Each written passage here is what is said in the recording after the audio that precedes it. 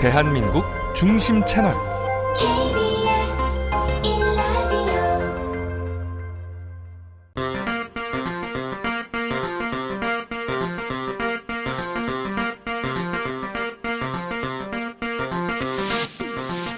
주진우 라이브 스페셜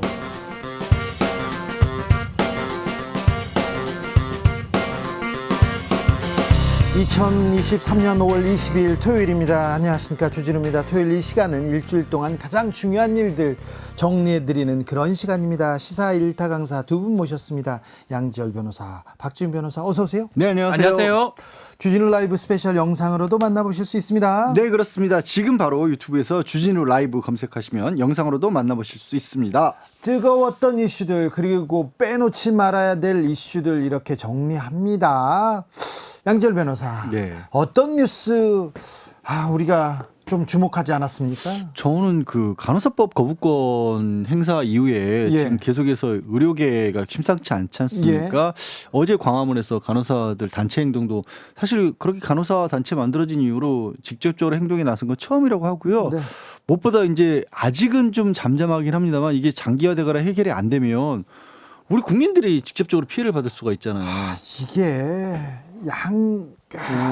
양극에서 그렇게 싸우면요, 서민들, 국민들만 피해를 봐요. 지금 사실 이게 크게 뭐 다루지 않고 있지만 조금씩 사회면 같은데 지지난주인가요? 벌써 또 이렇게 뭐 응급실을 못 찾아서 어린이가 사망한 사건도 5월 6일 서울에서 있었습니다. 네, 서울에서. 그런 일들이 있었는데 의료계가 이렇게 심상치 않게 들어와서 이거 빨리 좀 갈등을 어떻게든 해결했으면 좋겠어요. 간단하면 어찌 보면 간단한 병인데 치료를 못 받아서요. 예. 그렇죠. 아이가 죽었어요. 지금 이제 극단으로 가는 상황이거든요. 간호단체 입장에서는 정말 다 돌았던 어떤 자신들의 처우 개선된 법률이 대통령 거부권 행사로 그냥 가버렸기 때문에 또 다른 직역의 의사단체를 비롯한 다른 직역들은 그 부분에 대해서 강하게 반대를 하고 있는 그런 상황이고, 그렇기 때문에 사실은 타협의 여지는 지금 좀 없어 보입니다. 아니, 그러니까요. 의사하고 간호사들하고 이게 팽팽하게 맞서고 있는데 그럴 때 정치가 가서 좀 협의를 하고 이 갈등을 조정하고 해결하는 그런 역할을 보여줘야 되는데, 정치권만 오면 더 대통령이 여기다 거부권을 행사하는 바람에 더 커졌어요. 뭐 이거는 민주당이 사실은 통과를 시켰는데 실제로 이런 어떤 좀 직역 간의 좀 이해관계가 아주 충돌하는 법안이라면 일단 법률 통과시기 전에 많이 좀 의논이 됐었어야 되고, 그게 정치 아니겠습니까? 밀고 당기고 네. 그런 다음에 통과를 시키고 뭐 하는 과정을 거쳤어야 되는데, 뭐 민주당은 민주당대로 뭐 사정이 있었겠지만 어쨌든 통과는 됐고 지금 말한 것처럼 대통령의 거부권 행사로 갔기 때문에 네. 가장 안 좋은 수순으로 지금 가고 있는 것 같습니다. 아니 내용을 보면요. 그리고 이제 뭐 저는 뭐 당연히 의료 전문가는 아니지만 준법 투쟁이라는 걸 하겠다고 합니다. 간호사분들이. 그 준법 투쟁이라는 게 대표적으로 우리 체열하는 거 있죠. 체열 간호사가 하면 안 돼요. 저 그거 처음 알았어요. 알았죠. 당연히 병원 가서 건강검진하면 간호사분들이 다 피 뽑았잖아요. 간호사 선생님들이 잘해요. 잘하기도 하고요. 네. 근데 그게 법적으로는 굳이 따지면 불법이라는 거 아니에요? 심스뱅이니까. 그러면 그동안 간호사분들이 했던 것 중에 엄격히 따져서 불법인 것들을 간호사분들이 했다라면 네. 그건 정상화를 시키는 게 필요한 상황이라는 얘기잖아요, 사실. 그게 따지면 아니 무작정 이거 간호사법을 반대할 일도 아닌 거예요. 제가 뭐 간호사분들을 또 편을 들자는 게 아니라 그렇게 어색한 상황이 불법적인 상황이 이어지는데 그건 그대로 유지하면서 또 양보할 거 다 양보하면서 또 이게 신분은 그렇죠. 확실히 안 된다. 이거 간호사분들도 할 말이 있는 거예요, 사실. 사실은 의사 선생님들 돈 많이 벌잖아요. 그런데 의사 안 쓰고 간호사 한 명 더 써가지고 대리 수술도 시킨 사람도 있잖아요. 그리고 대리 뭐 처방도 시키고 뭐 다 시켰잖아요. 간호사 누나들한테 다 시켰어. 체열도 그렇고 튜브 가는 것도 그렇고 뭐 시술 같은 것도 다 사실은 불법인데 제가 병원에 시켰다는 거. 사실 좀 많이 누워 있었어요. 아, 그래요? 젊었을 때 많이 누웠어. 한 달씩 두 달씩 1년에. 아이고. 네. 아니면 다른 사람이 병원에 가더라고. 그런데 간호사 누나들이 와서 체열을 하거나 뭐 삽입 이런 거 뭐 있어요. 사건 같은 거 있어요. 네네. 예. 뭐 자세하게 말씀을 드릴 수는 없는데 한 번은 레지던트 형이 온 거예요. 의사 선생님이? 네. 와가지고 하는데 못해요. 못해. 그래놓고 계속 간호사를 부르겠대요. 안 돼. 나는 죽어도 할 수 없어. 그래가지고 끝까지 버텼는데 그러니까 여기까지 하죠. 그 엄밀히 말하면 이제 의사의 지시나 지도하에 하면 뭐 불법은 아닙니다. 의료 행위로 뭐 괜찮은데 아니 뭐 이제 의사 지도하에 독단적으로 이제 뭐 하게 됐을 때는 사실은 침습한 의료 행위로 보기 때문에 의료 행위는 의사만 할 수 있는 거거든요. 독단이 어디 있어요? 의사가 그래서 이제 하라고 하니까 그런 의미에서 그렇죠. 준법 투쟁을 한다라는 거고, 저도 뭐 사실은 의료법이나 이런 부분에 대해서 막 정확하게 알고 있지는 못하기 때문에 이 간호법 관련해서는 의사의 지도하에 하느냐 이 부분은 사실 살아 있거든요. 네. 뭐 지역 사회 이런 부분하고 이런 것만 좀 조정을 하면 충분히 저는 좀 이해관계 대립되는 부분을 막을 수 있다고 생각이 드는데 다른 그게 좀 거는 아쉽습니다. 떠나서 이제 간호사, 의사 그리고 이런 각종 단체들이 이렇게 갈등이 계속되면요 국민의 피해로 고스란히 그렇죠. 옵니다. 다 국민들이 받는 피해가 예, 되죠. 빨리 국회에서 나서서 합의해 정치인들이 나서서 이 갈등을 해결하는 그런 모습 보고 싶습니다. 박지훈 변호사는 어떤 말씀? 저는 뭐 마찬가지로 국민들 생명에 정말 즉각적으로 문제가 될 수 있는 어제 얼마 안 남았던 것 같아요. 후쿠시마 오염수 방류 문제 얘기를 좀 해야 될 것 같습니다. 좀 해야 됩니다. 자, 일본은 이제 방류를 하기로 했고요. 이번 G7 이 정상회의 과정에서 뭐 식재료도 낸다고 하는 거 봤을 때 후쿠시마산 그것을 좀 정당화할 수 있는 어떤 과정을 밟고 있는 것 같습니다. 그래서 우리가 지금 시찰단을 지금 보낸다고 하는데 뭐 여당에서도 그런 얘기를 하더라고요.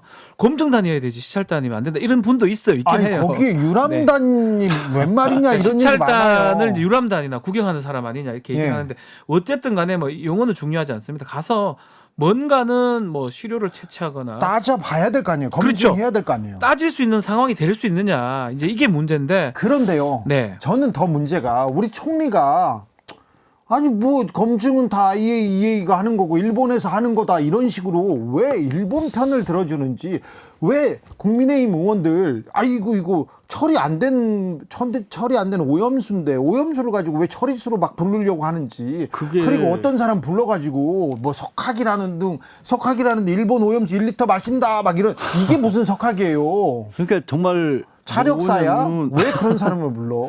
이게 사실 이 시찰이 아니라라고 얘기하는 이유가 뭐냐면 말씀하신 것처럼 만약에 가서 우리가 직접적으로 할 수 있는 게 없이 그냥 일본이 제공하는 자료만 보는 거라면 네. 이분들이 현장에 직접 가는 이유가 없잖아요.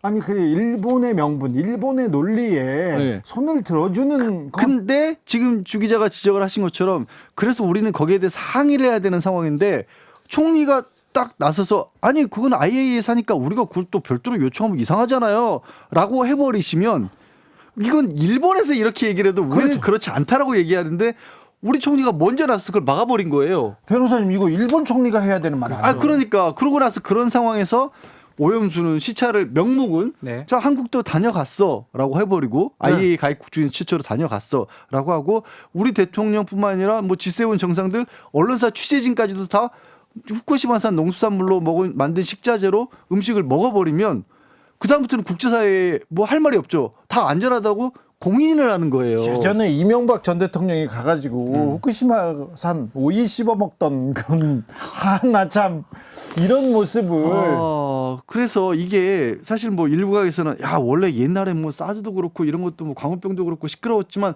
알고 보니 별거 아니었잖아라고 왜 우리 의원들이 나서서 그거를 방어막을 하는지 모르겠어요. 이거를 자꾸 예를 자꾸 들려 하다 보니 광우병 그때 얘기를 하는데 광우병도 우리가 가만 돌이켜 보면 그랬기 때문에 30개월 이하의 미만의 그렇죠. 소만 수입을 해서 했던 거가 있습니다. 지금도 엄격하게 제한하고 있어요. 사실 그렇죠. 안전하게. 그리고 이제 원자력 특히 이 핵 관련돼서 방사능 관련돼서는 사실은 아무도 몰라요. 처리가 안 된대잖아요. 아무도 현존하는 모르고. 기술로는 뭐 지금 일본 입장에서 만약에 괜찮다면 자기들이 진짜 써도 되는 건데 그 터널을 지금 몇천 미터 뚫어서 지금 터널을 만든다는 거거든요. 지금요.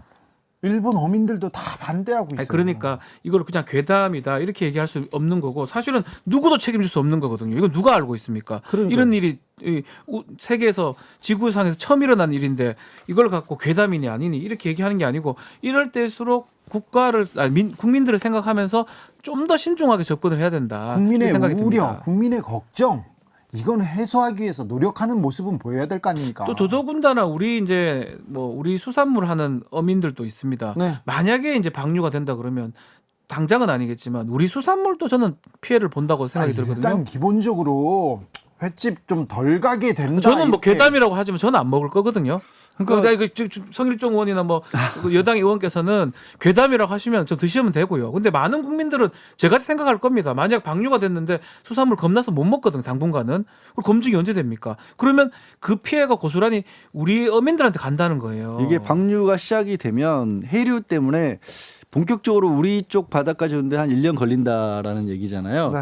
그러면 이게 한 번에 끝날 얘기도 아닌 거고 막상 우리도 진짜 문제가 있는지 어쩐지는 1년이 지난 뒤에야 알 수 있다는 그리고 거고. 몇 년이 지난지 인체에 쌓이잖아요. 조금씩. 그렇죠. 그리고 나서 뭐 오염과 관련해서 환경오염과 관련해서 늘 지적하는 게 바닥 토양의 어떤 생물부터 이상이 오기 시작해서 그게 이제 누적되고 누적돼서 마지막으로 사람이 섭취할 때가 됐었을 때는 어떤 일이 있을지 아무도 모른다는 건데 이런 지적을 하면 지난번에 통영시장도 그런 얘기 하셨죠. 아 자꾸 국민들이 겁내하니까 얘기하지 말라고. 이게 덮는다고 덮어지는 문제가 아니잖아요. 네. 자, 후쿠시마 오염수에 대해서 국제사회가 우려하고 있습니다. 우리 국민 걱정하고 있습니다. 그런데 걱정하고 있는데 일본 측 편만 들어서 우리 총리님이 우리 의원님들이 왜 일본 편만 들을까? 대통령도 그러더니 그래가지고 국민들 속상해요. 그런 사람들 많다는 것도 좀 헤아려 주십시오.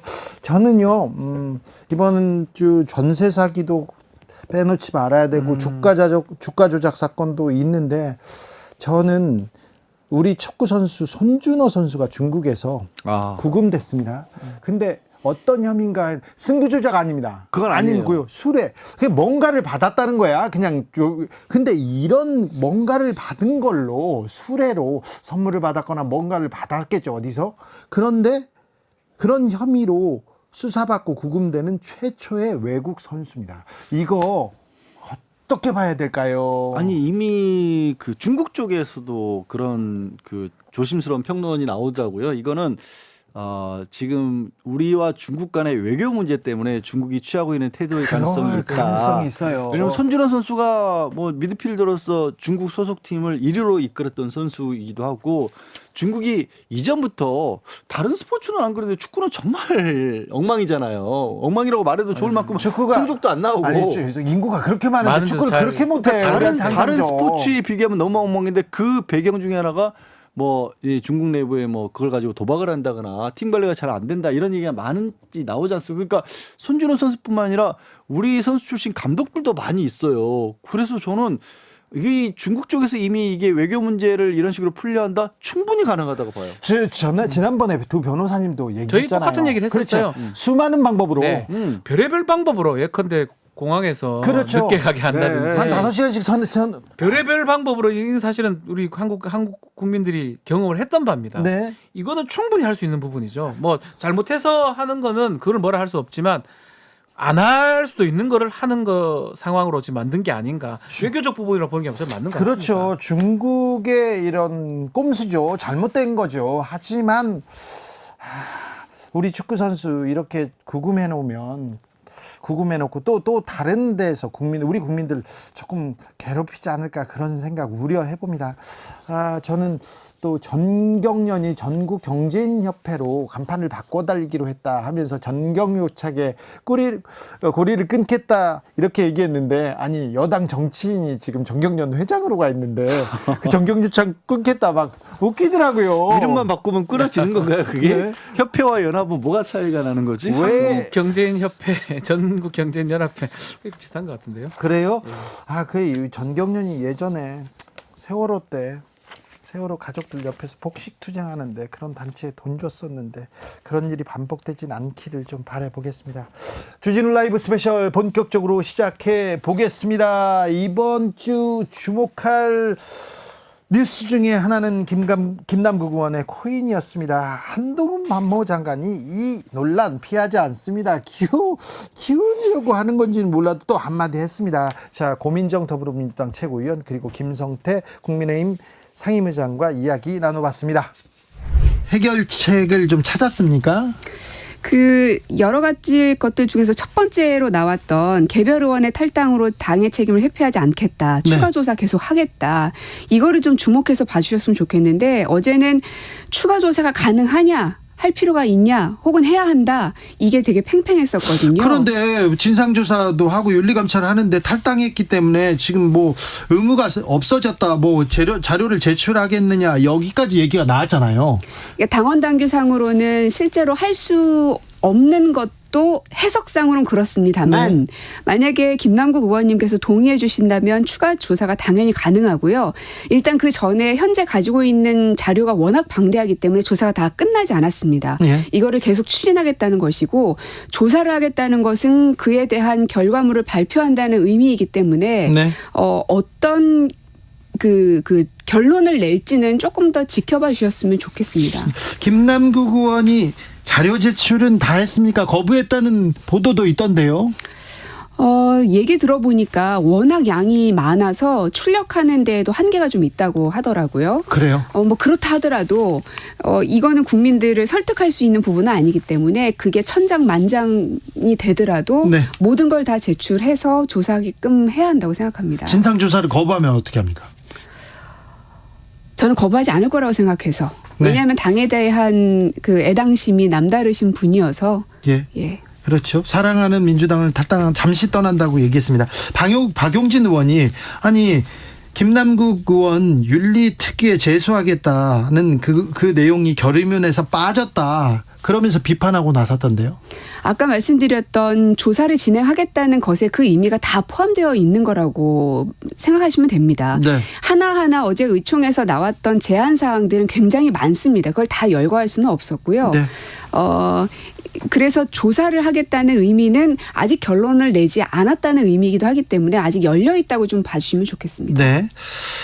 오늘 아침에 김어준 방송에 나와서는 상임위 활동 중에 거래한 부분에 대해서는 죄송하다고 이렇게 사과를 했고요.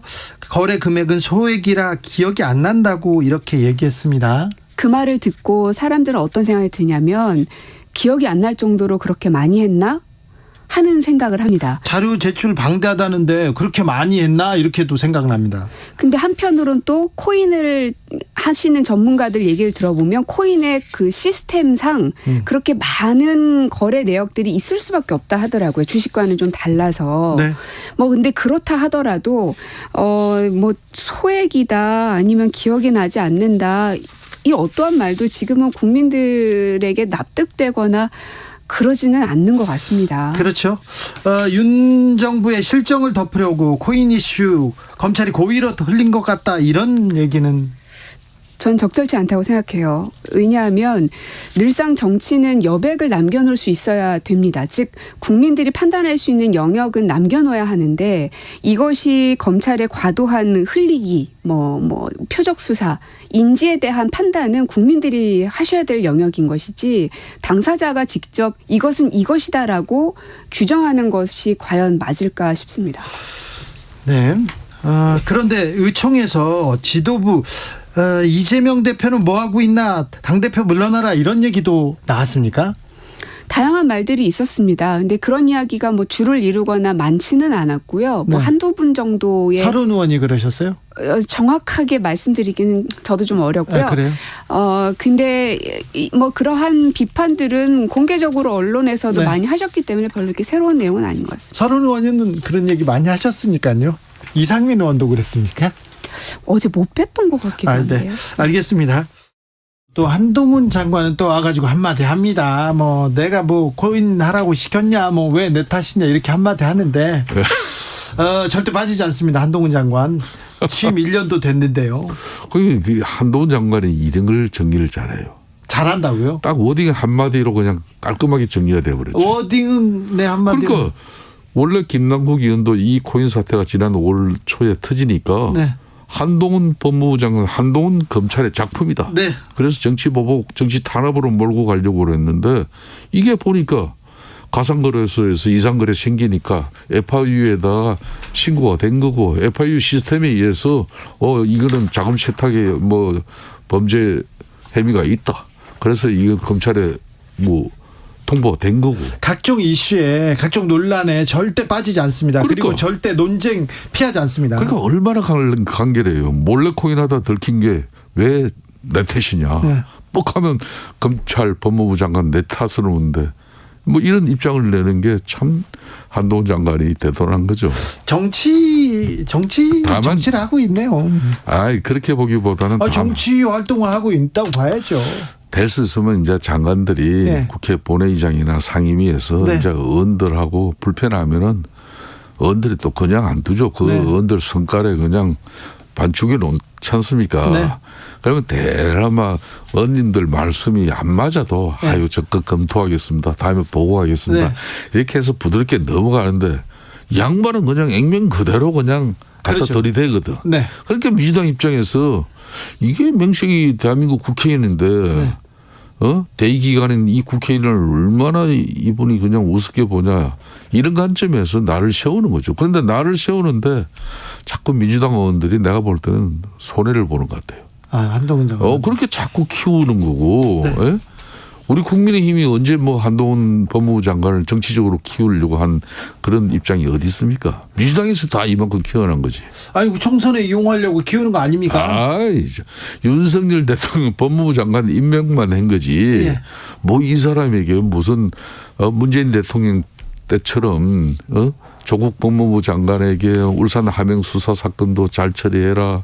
울산이 왜 나와요 지금? 돌킹 댓글 주족 사건도 잘 처리해라. 아이고. 이런 부담을 안 줬잖아요. 자, 부담을 안 줬는지 줬는지는 모르죠. 자, 근데 의장님 예.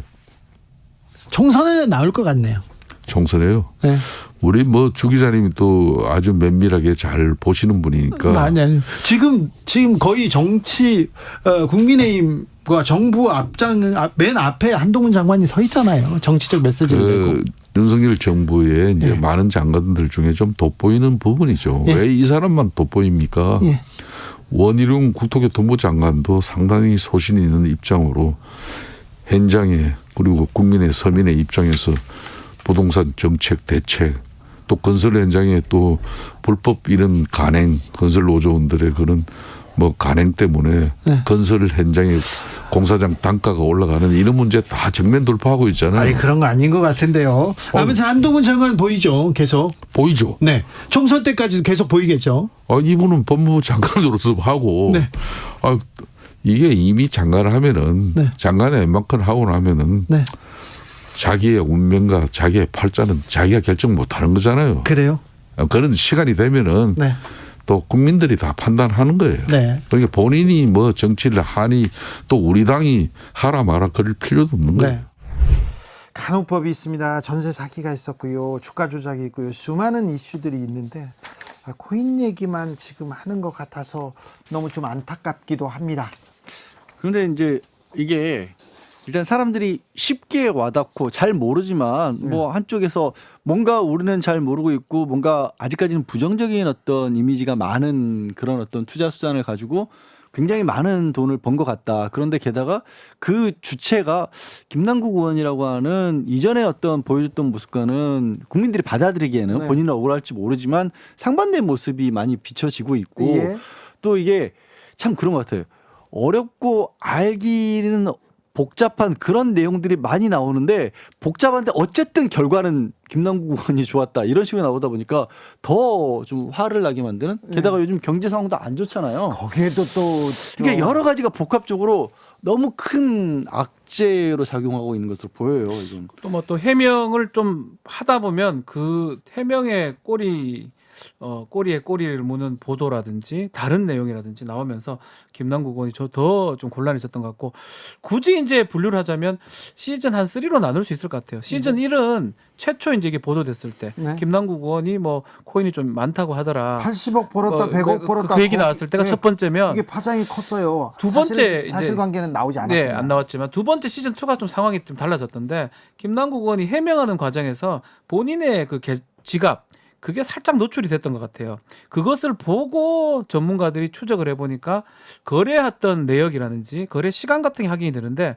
그게 언제냐 하면 뭐 상임이라든지 네, 청문회 때 인사청문회 했다. 때. 그러면서 좀 상황이 급격히 변한 것 같거든요. 네. 첫 번째 시즌 1은 뭐 김남국 의원이나 민주당이 주장하듯이 검찰이나 어디서 뭐 했다고 하더라도 시즌 2는 그런 건 아닌 게 확실하잖아요. 예. 그렇다고 봤을 때는 지금 상황이 지금 양질 변호사도 얘기를 하지만 어쨌든 코인이라는 그 투자 수단을 잘 모르기도 하고 근데 일반 국민들이 봤을 때는 국회의원이 청문회 시간 때 저걸 한다고? 이렇게 인식이 가능합니다. 그러다 보니까 지금 시즌 3 지금 검찰 수사하고 좀 윤리위 제소까지 지금 가버린 거거든요. 그래서 사실은 상황이 민주당 입장에서 또 김남국 의원 입장에서 상당히 안 좋은 게 사실입니다. 민주당이 더 나쁜 거는요. 이걸 가지고 시즌 4로 가고 있어요. 민주당의 대책, 뭐 이 해결책이 국민 눈높이에 전혀 와닿지 않는 데다가 거기다가 지지자들 간에 좀 갈등이 그렇죠. 생겨서 이걸 보고 보수 진영에서는 박수를 치고 있습니다. 그러니까 이제 민주당 지지자들 중에서는 아픈 경험들이 좀 있죠. 얼마 전에 지난주에 마침 손혜원 의원 같은 경우도 목포시에 알전칠기 50억 원을 기재했다라는 얘기가 갑자기 떠오르는데 손혜원 의원 윤미향 전 의원이라든가 윤미향 의원이죠. 의원인데. 민주당 의원인데 지금 무소속으로 했지만 의원이라든가 아니면 조국 전 장관 같은 거 마찬가지죠. 이런 경우들 네. 그러니까 굉장히 부풀려진 어떤 공세 때문에 억울함을 겪었던 기억들을 가진 분들이 김남국 의원에 대해서도 같은 어떻게 보면 대응을 좀 하는 경우들이 있어요. 근데 지금 어떤 다른 국민들이 보기에 양상이 좀 다른 부분이 있어요. 네, 네. 양상이 좀 달라요. 네. 저도 김남국 의원에 대해서는 근본적인 신뢰를 버리진 않았지만 생각보다 너무 많은 액수들이 나왔고 또 해명 과정이 시간이 지났는데도 불구하고 빨리 해명을 못 하고 있어요. 안 하고 있는 건지 못 하고 있는지.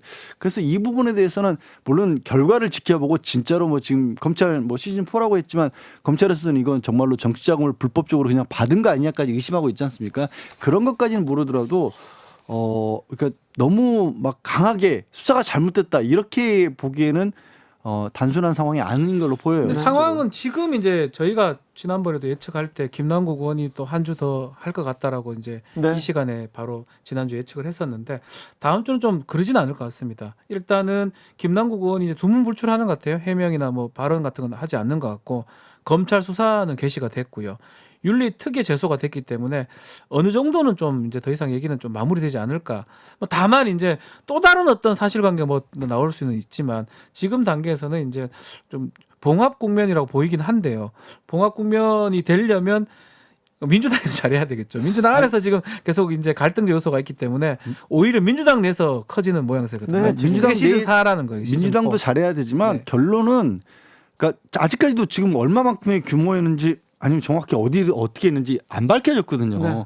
그게 나오지 않는 한 안 끝나요. 이거 끝나진 절대로. 않을 그렇죠. 그게 나온 다음에 그다음에 이제 법적으로 문제가 있느니 없느니 진짜 불법이 있었느니 그리고 어쨌든 예를 들어서 상위 중간에 투자했고 이런 건 명백한 잘못이잖아요. 네. 거기에 대해서 확실하게 사과하고 거기에 대한 조치가 있어야 정리가 되지 이렇게 지지분이 계속 가면 절대로 안 끝나요. 그런데 검찰 수사 이제 압수수색했는데 계속 가겠죠. 결과가 나오려면 좀 시간이 필요하겠죠. 그러니까 국회 윤리위도 마찬가지입니다. 윤리에 가서 잠자고 있는 사람들 한둘 아니지 않습니까? 제가 말씀드리는 건 이제 이게 사건이 완전 이제 정리된다기보다는 언론에 이제 크게는 조금 줄어들 것이 그 말씀을 제가 드린 거고. 지금껏 너무 많이 나왔죠. 일단은 저희 법적으로 따져보면 가상 자산이라는 게 이게 물건일 수 재산일 수 있는 게 이게 아직 명확하지가 않아요. 지금 우리 법에서는 지금 네. 없어요. 지금 네. 공백인 상태인데 네. 그렇기 때문에 정치자금법에 이 유가증권이나 이런 식으로 이게 엮을 수 있거든요. 범죄로. 그래서 이제 그런 부분들을 좀 들여다보는 거고 만약에 이 가상자산 지금 위믹스 여러 가지 얘기가 나오고 있는데 그 에어드랍 그러니까 무상으로 받은 게 있다고 그게 또 뭔가 그 금액이 크고 뭔가 문제가 있다 그러면 그런 부분으로 이제 접근이 가능할 것 같습니다. 지금 얘기한 것처럼 관건으로 남은 건 투자를 많이 했다, 자주 했다 이런 것들은 윤리적인 문제가 되는 문제죠. 거고요. 네. 진짜 결정적으로 불법적으로 받은 게 있느냐 이게 이제 하나 제일 크게 남은 것 같아요. 그게 없다라면 그 다음부터는 이제 김남국 의원이나 민주당에서 좀 적극적으로 풀고 그렇죠. 예. 다시 말씀드리지만 진짜 상임위 조중에 했던 것들은 변명의 여지가 없어요. 없는 거죠, 사실. 지금 민주당이 그 부분에 대해서 명확하게 밝히고 사과하고 확실하게 끊어내지 않으면 저 국민들이 뭐라고 생각하시겠습니까? 세비 받아서 세금 가지고 지금 투자라고요. 이거 국민의 눈높이에서 생각해야 되는데 민주당의 인식이 국민의 인식을 따라가지 못한다 그런 지적은 계속 나옵니다. 그런데 한동훈 장관 이거 빠지지 않아요. 어떻게 보셨어요? 이 고인 국면의 한동훈 장관의 또 뭐라고 해야 되나요? 부각?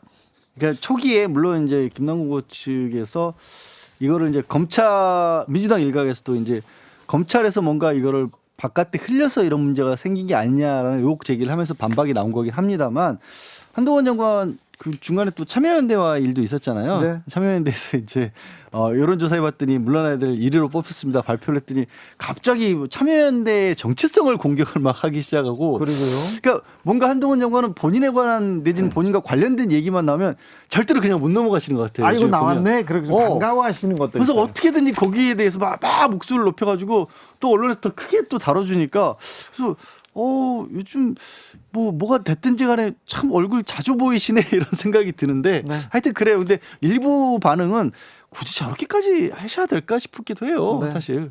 지금까지 보지 못했던 유형의 장관, 특히 이 장관 중에 정치인을 하다가 국회의원 하다가 장관 되는 경우 있어요. 그럼 그런 사람들은 뭐 당연히 그럴 수밖에 없는데 정치를 한 번도 하지 않았고 직전까지 이제 검사장을 하다가 장관이 됐는데 행동을 보면 아주 고단수 정치인 같거든요. 특히 어디서 어떤 메시지를 내야 되고 어디서 어떤 카메라가 있고 이런 것들을 정확하게 인지를 하고 있고요. 또 거기서 언론이 주목할 만한 얘기들을 계속 하고 있습니다. 뭐 아마 지지하는 입장에서는 뭐 상당히 좋아할 거고요. 네. 다만 민주당이나 반대하는 입장에서는 지금 양준일 변호사 얘기한 것처럼 너무 과한 거 아니냐. 네. 그래서 본인 그게 눈에 띄어요. 응원해 주는 사람도 그렇지만 비판해 주는 사람도 감사하다 이렇게 얘기하는 걸 봤을 때는 네. 정치력이 뭐 네. 상당한 것 같습니다. 근데 비판해 주는 사람도 감사하다 그러는데 참여연대는 계속 싸우고 있잖아요. 그러니까 저는 한동훈 장관이 가졌던 장점은 사실 유능한 어떻게 보면 검찰 출신으로서의 유능함 이런 것들을 가지고 법무부 장관으로서 기존에 보지 못했을 만큼의 어떤 능력을 발휘해 준다라면 그러면 국민들로서는 참신한 정치인으로서까지 인정할 것 같은데 요즘엔 너무 정치인 같아 보이니까 오히려 감점을 받고 있는 것 같아요. 그런 부분도 있습니다. 그리고요, 뭐 민주당 의원이 한동훈 장관한테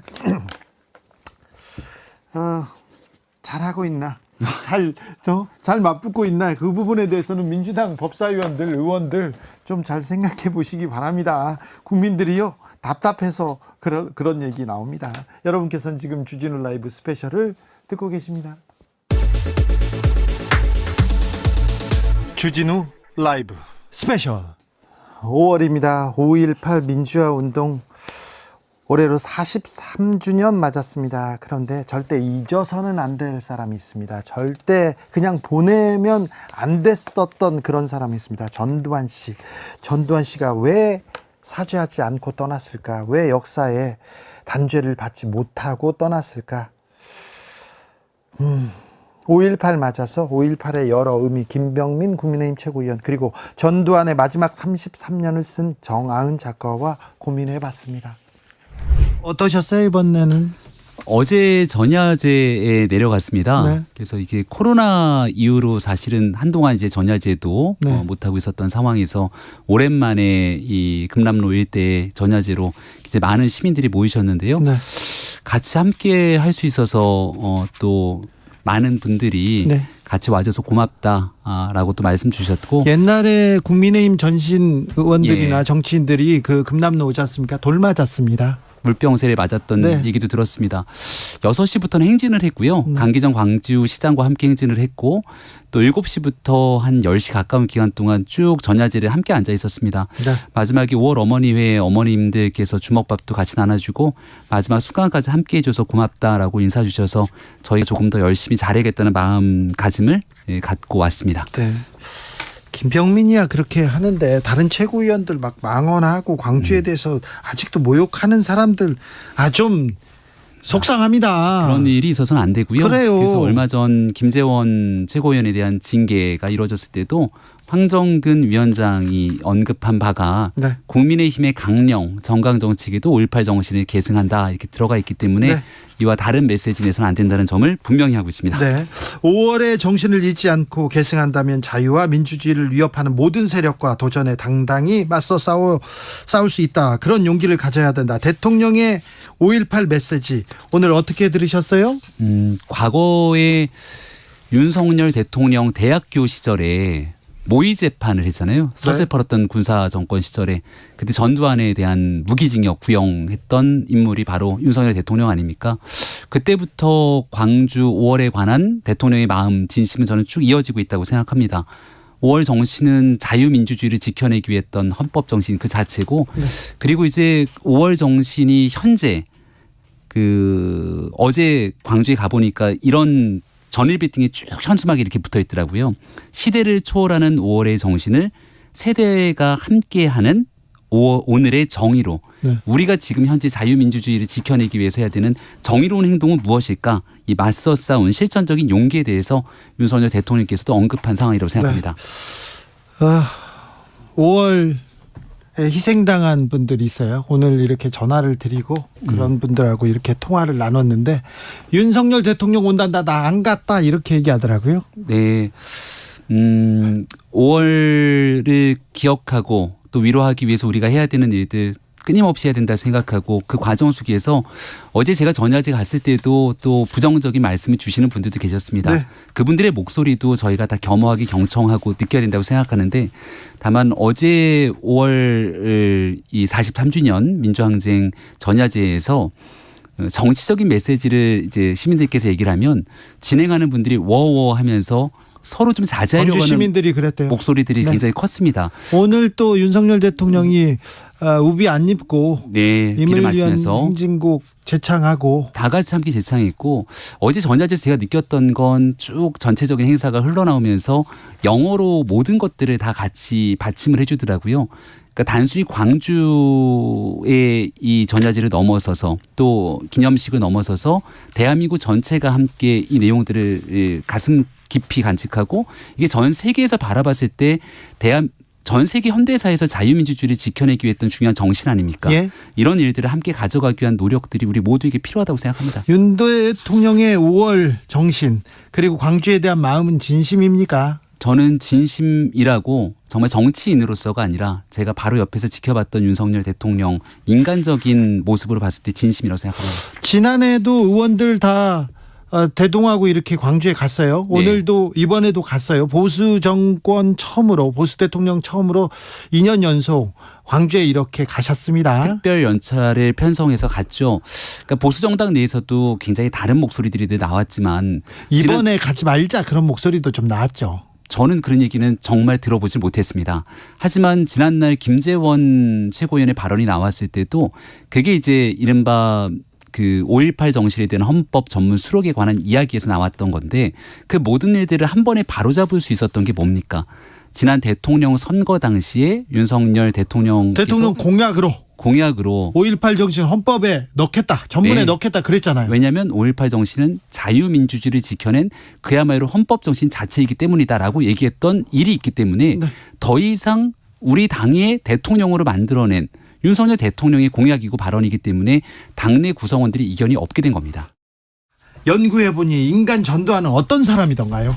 이분 되게 모순적인 분이에요. 그 안에 너무나 상반된 인격이 들어있는 거죠. 네. 우리 모두 그렇지만 이분은 그게 굉장히 심했어요.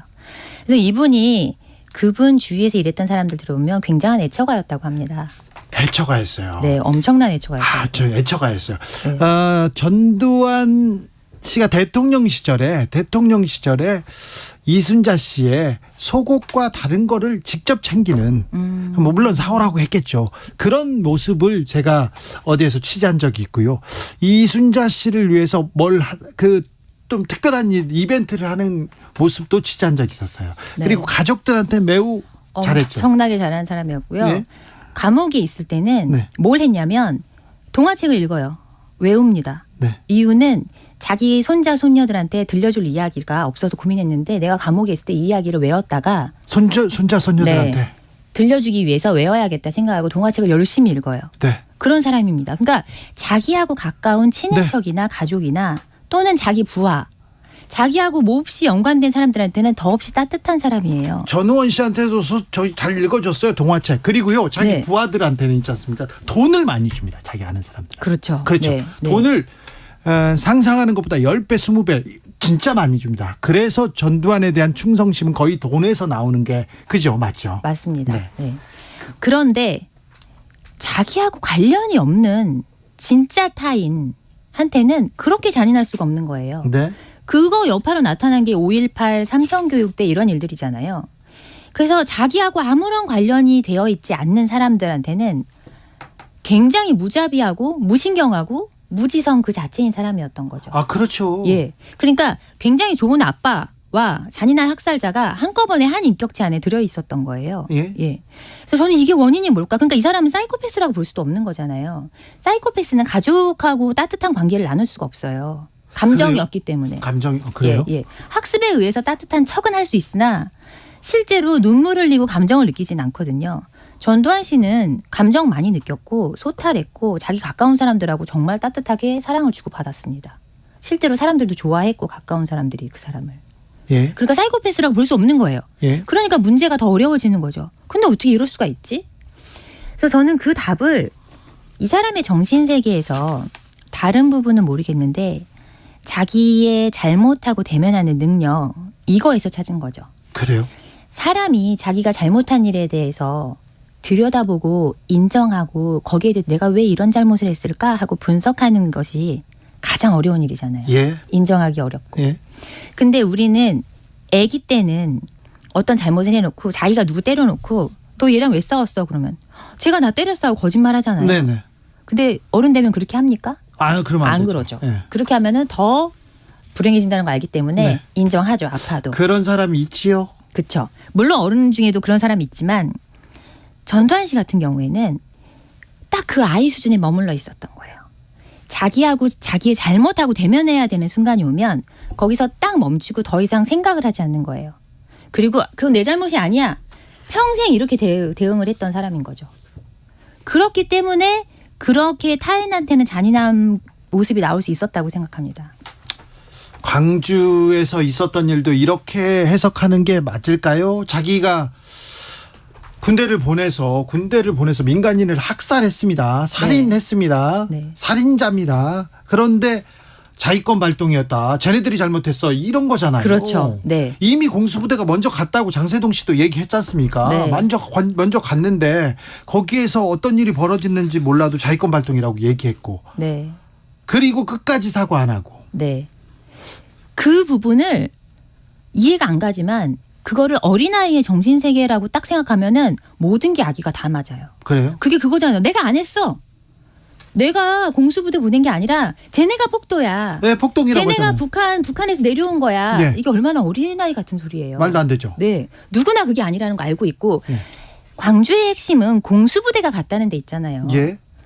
국군 정예군 중에서도 최정예군입니다. 네. 가장 전투력이 강한 정예군을 시민한테 보낸 거예요. 예. 이미 그때부터 살인은 이미 그 예고가 돼 있었던 거죠. 그렇죠. 예. 네. 근데 그 부분에 대해서는 전혀 인정하지 않고 쟤네가 폭도야 이렇게 하는 거는 어린아이의 수준에 머물러 있는 거죠. 네. 예. 예. 더 문제는요. 그런 말도 안 되는 전두환을 지금도 추종해요. 전두환 때가 좋았다. 그게 아니라 지금도 추종해요. 정치 세력은 전두환 당에서 지금 뿌리로 지금 이어가기도 하고요. 네. 어떤 사람들 아직도 추앙하고 있습니다. 네. 이걸 어떻게 봐야 됩니까? 일단 저는 그게 옛 시절에 대한 향수일 수도 있고 80년대에는 우리가 하나의 국가의 국민이라는 생각이 대단히 강했고 공동체가 많이 남아 있었어요. 예. 그래서 내가 열심히 일하면 국가를 위해서 열심히 일하고 국가가 나를 보호해준다는 느낌을 받는 시대였거든요. 그 이유는 냉전 체제 하에서 일국 경제가 가능한 때였어요. 예. 대통령이 한 국가의 경제를 쥐락펴락하면서 자기가 영향력을 끼쳐서 대단히 카리스마 있게 지도할 수 있는 그런 시대였던 거죠. 네. 그런데 냉전이 끝나고 공산주의 국가와 자본주의 국가가 다 하나의 체제를 갖게 되면서 모든 시장이 하나가 되면서 글로벌 경제가 된 거예요. 예. 지구가 한 마을이 되면서 더 이상 일국 경제라는 게 불가능해진 거예요. 네. 그래서 한 명의 대통령이 나와서 한 나라의 국가 경제 전체를 좌지우지하는 것 자체가 불가능해진 거죠. 네. 그만큼 통제력을 발휘할 수도 없고요. 예. 그렇기 때문에 그 여파로 뭔가 소속감, 하나라는 생각, 우리가 똘똘 뭉쳐서 어디 가고 있다는 생각 자체가 가질 수가 없는 시대가 된 거예요. 네. 그래서 사람들이 그리워하는 거는 그 80년대 시절이 갖고 있던 틀 자체이지. 네. 근데 이제 사람들은 그거를 그 당시의 지도자하고 헛갈리게 생각하잖아요. 그렇죠. 과거는 아름답게 미화될 수도 그렇죠. 있어요. 향수를 네. 가질 수도 있는데 네. 그때 그 지도자 이건 또 별개죠. 그렇죠. 네, 자세히 보면. 네. 자, 전두환을 연구를 오래 하셨으니까 전두환 씨가 보이면 이런 지도자로 보이면 그 이승만 박정희 전 대통령과는 어떤 좀 차별점이 보입니까? 어떤 점이 비슷하고 어떤 점이 좀 다릅니까? 그 두 분 일단 비슷한 점은 다 독재를 했다는 거고요. 예. 그런데 이 이승만 박정희 대통령의 경우에는 일단 가장 자격상 큰 차이는 이승만 박정희 대통령은 각각 2번, 3번씩 국민의 선택으로 대통령이 됐어요. 그 뭐 선거는 있었죠. 투표로 네. 당선이 됐습니다. 물론 투표가 완벽하진 않았죠. 예. 부정선거도 있었을 테고. 하지만 어쨌든 일말의 정통성은 있었던 셈이죠. 네. 전두환 씨는 한 번도 국민의 선택을 받은 적이 없습니다. 체육관에서 네. 우리나라 역사상 한 번도 국민의 선택을 받지 않은 유일한 대통령이에요. 그게 네. 가장 큰 차이점이고요. 그렇죠. 예. 쿠데타로. 두 번째 차이점은 박정희, 이승만 대통령은 어느 시점까지는 자기 나름대로 존경을 얻을 만한 경력이 있어요. 네. 이승만 대통령은 당시 그렇죠. 우리나라 최고 학벌이었죠. 그러기도- 프린스턴대 박사. 그리고 독립운동도 독립투사로서의 했어요. 예, 예. 네. 그러니까 과거 어느 시점까지 훌륭하게 살았던 인생의 경력이 있는 거예요. 그렇죠. 예. 그리고 박정희 대통령도 그 대통령이 되기 전까지 교사도 했고 되게 여러 가지 능력이나 이런 면에서 그러니까 변절을 했던 역사는 있으나 네. 군대 내에서의 신망도 높았고 따르는 그 장군을 따르는 사람들도 많았고 그리고 뭔가 국민들을 배불리 먹여야겠다는 그런 사명 하에서 뭔가 존경을 얻을 만한 그런 경력들이 있었던 거죠. 네. 그렇기 때문에 투표에서 당선도 되셨고. 그런데 전두환의 경우는 그게 아니었다는 거죠. 과거에 그렇게 그 공동체의 신망을 얻을 만한 그런 경력도 없었고 투표로 되지도 않았고 예. 이게 큰 차이인데 전두환 씨는 그거를 헛갈렸던 것 같아요. 자기가 봤던 박정희의 모습 중에서 가장 편법을 쓰고 가장 못나고 가장 잔인했던 면만 그대로 끌어와서 배웠던 것 같습니다. 5.18과 전두환에 대해서 이야기 나눠봤습니다. 근데 지금 사실 이제 5.18에 대해서 관심을 가지신 분들 그리고 잘 어느 정도 알고 계신 분들은 다 역사적 진실로서 마음속에 정리가 됐겠지만 아직까지도 이 과거사 규명위원회는 이제야 꾸려졌어요. 전 문재인 정권 때 꾸려졌고 내년에 결과 발표가 나옵니다. 지금도 이번 5.18에도 새로운 얘기들이 나왔어요. 그러니까 5.18 당시 계엄군이 진압이 다 끝난 이후에 민간인들에 대한 발표도 있었다라는 거고요. 또 헬리콥터에서 사격된 기관총 사격 외에 발칸포 포타, 그러니까 탄피가 발견이 됐다는 거, 그것까지도 연습을 했다라는 얘기도 나오는데, 근데 왜 이 얘기를 계속 해야 되냐면 지금 뭐 김병민 뭐 위원이나 이렇게 마치 윤석열 대통령에서 정리가 된 것처럼 얘기를 하시지만 이번 5.18에 있었던 일을 생각해 보면 대통령이 가는지 안 가는지를 갖고도 그 전날 그날 아침까지도 사실 왈가왈부 말이 많았었고요. 네. 가서의 기념사에 대해서도 아니 뭐 자유민주주의까지는 그래도 양보를 한다고 치지만 갑자기 거기서 AI 뭐 이런 얘기가 나왔었고요. 근데 이 대통령 연설문은 누가 쓰시는 그러니까 건지 도저히 이해가 안 가요. 조금 예, 국가보훈처에서 그 다음에 사진을 내놨는데 뜬금없이 첫 번째 사진으로 계엄군 사진이 거기에 올라가 있었어요. 그러니까 그리고 지금 과거사위원회 위원장도 5.18과 관련해서 북한군 개입에 대해서도 이 얘기를 해야 된다는 식의 주장을 했던 분이거든요. 그런 사람이 장관급 과거사 위원장. 그러니까 그러다 보니까 논란이 안 끝난 거예요. 사실은 정리가 안 되고 있는 거예요. 좀 맥락이 맞지가 않죠. 대통령 5.18 헌법 정신 수록하겠다.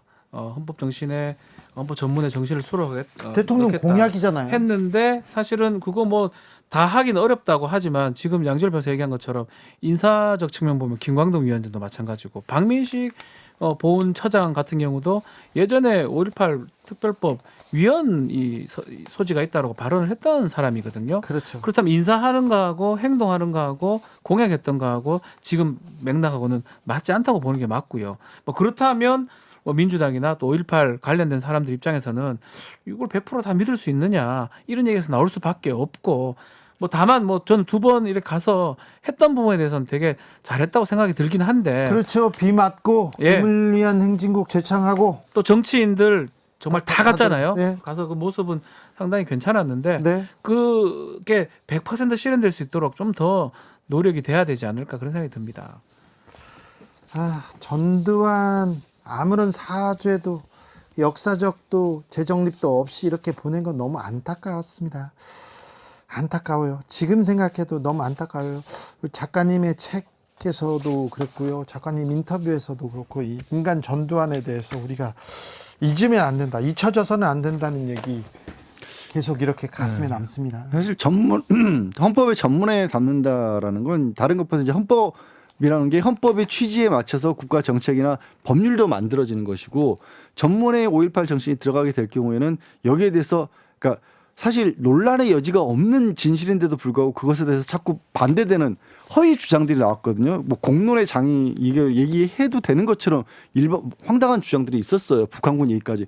그래서 사실 전문의 수로 가는 게 의미가 큰 거거든요. 그래서 저는 뭐 원포인트 개헌이라고 하지만 필요한 부분이 분명히 있다. 왜냐하면 우리가 지금 뭐 일본과의 관계도 그렇고 정리가 안 됐기 때문에 지금까지도 이어지는 문제들이 분명히 있어요. 오늘날까지 이어지는 문제들. 적어도 5.18 문제만큼이라도 명확하게 좀 선을 그어주고 역사적으로 진실을 규명하고 정리 내리고 갔으면 좋겠어요. 신기하게도 아직까지도 그 많은 이제 뭐 발포했던 군인도 있었을 거고 관련자들이 있었는데 별로 사과는 그런 사람들이 별로 안 나타나는 부분도 있거든요. 네. 또 그 와중에 또 다른 실언이나 망언을 하는 사람들도 정치인들도 많고요.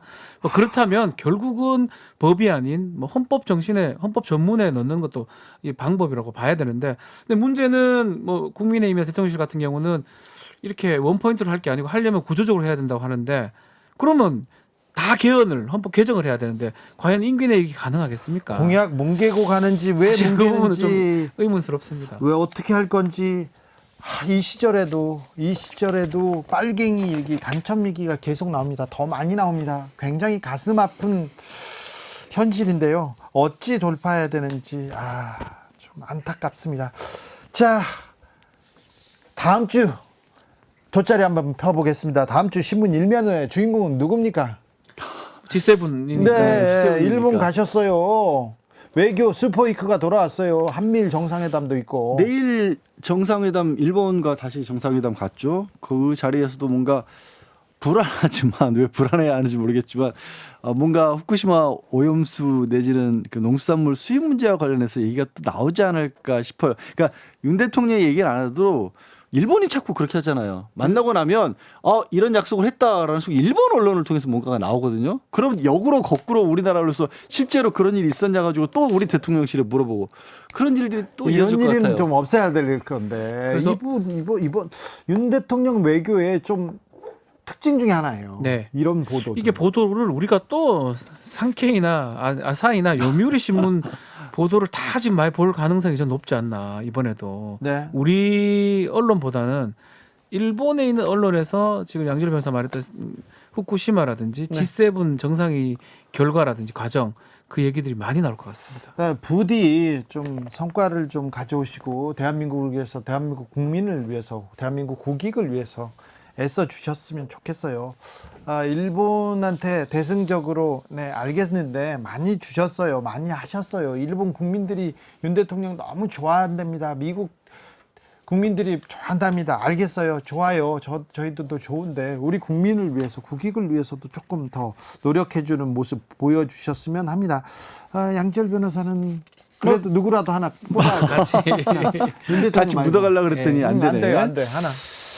저는 뭐 간호사 단체 행동과 관련한 어떤 움직임이 더 커지지 않을까 싶어요. 매우 중요한 일인데 언론의 관심은 조금 사그러들었습니다. 하지만 국민 건강과 직결됐습니다. 왜냐하면 이제 움직이기 시작했거든요. 네. 간호사 단체들은. 자, 의사가 부족합니다. 병원이 부족합니다. 응급실이 부족합니다. 심야에 응급 환자를 볼 수 없다고 합니다. 그래서 의료 개혁에 대한 목소리가 좀 나와야 되는데 정치권이 빠져 있어요. 정치권이 빠져 있으면서 의료 단체들끼리만 싸우고 국민들이 죽어나가고 있습니다. 국민들이 피해를 고스란히 보고 있다는 것도 명심해 주셨으면 좋겠습니다. 주진우 라이브 스페셜 여기서 인사드립니다. 양지열 변호사, 박준 변호사 감사합니다. 네, 고맙습니다. 저는 다음 주 월요일 오후 5시 5분에 돌아오겠습니다. 지금까지 주진우였습니다.